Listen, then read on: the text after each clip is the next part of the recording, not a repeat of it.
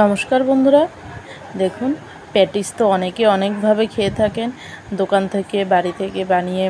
তো আজকে আমি সম্পূর্ণ একটু অন্যরকমভাবে প্যাটিস তৈরি করব, চিকেন প্যাটিস তৈরি করব। তো ফার্স্টে আমি এখানে একটা কড়াই বসিয়ে দিয়ে দিলাম কিছুটা সর্ষের তেল, দিয়ে দিচ্ছি কিছুটা আদা কুচি, সামান্য একটু রসুন কুচি। আদা রসুন থেকে হালকা স্মেল বেরোতে শুরু করলে এবার আমি দিয়ে দিচ্ছি বেশ কিছুটা পেঁয়াজ কুচি। পেঁয়াজটাকেও বেশ আমি সরু করে কুচিয়ে রেখেছি। তো আমি পেঁয়াজ রসুনটা যাতে একটু নরম হয়ে আসে তাড়াতাড়ি, তার জন্য সামান্য নুন দিয়ে ভাজতে থাকবো। তো পেঁয়াজ রসুনটা ভাজা হয়ে গেলে এবার আমি দিয়ে দিচ্ছি একটা টমেটো কুচি, দিয়ে দিচ্ছি পরিমাণ মতো লঙ্কার গুঁড়ো, সামান্য জল দিয়ে আস্তে আস্তে করে মশলাটা একটু কষবো। তো এখানে আমি একটা স্পেশাল মশলা, যেটা হচ্ছে 5 টাকার এক প্যাকেট ম্যাগি মশলা, এটা আমি এর সঙ্গে অ্যাড করছি। এবার পরিমাণ মতো হলুদ, স্বাদ মতো নুন দিয়ে দিলাম।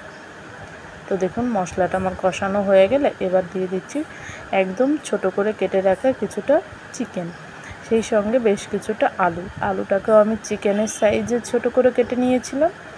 তো সব কিছু দিয়ে আমি আর কিছুক্ষণ একটু কষাবো। কষানোটা হয়ে গেলে এবার সামান্য জল দিয়ে কিছুক্ষণের জন্য ঢাকা দিয়ে দেব, এতে করে আলু চিকেন সব কিছু বেশ সুন্দর সিদ্ধ হয়ে যাবে।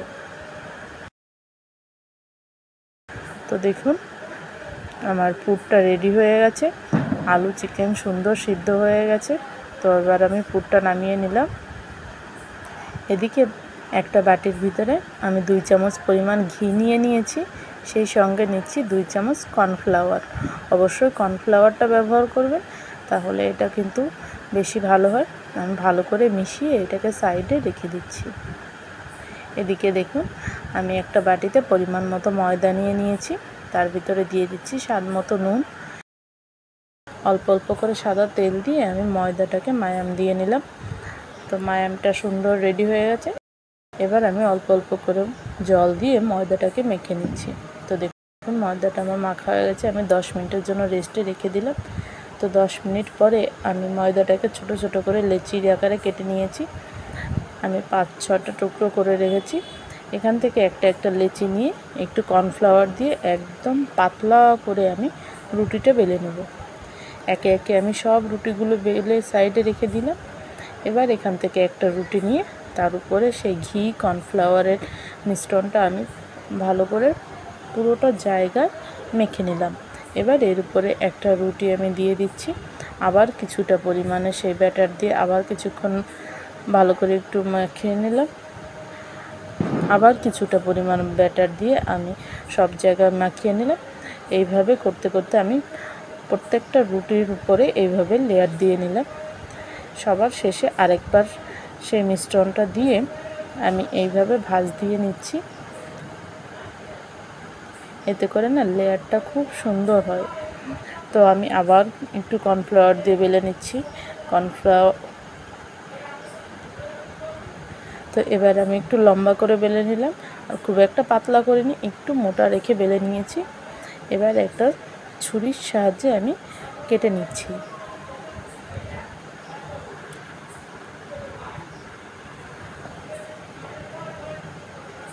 চিকেন প্যাটিস কার কার ভালো লাগে অবশ্যই জানাবেন।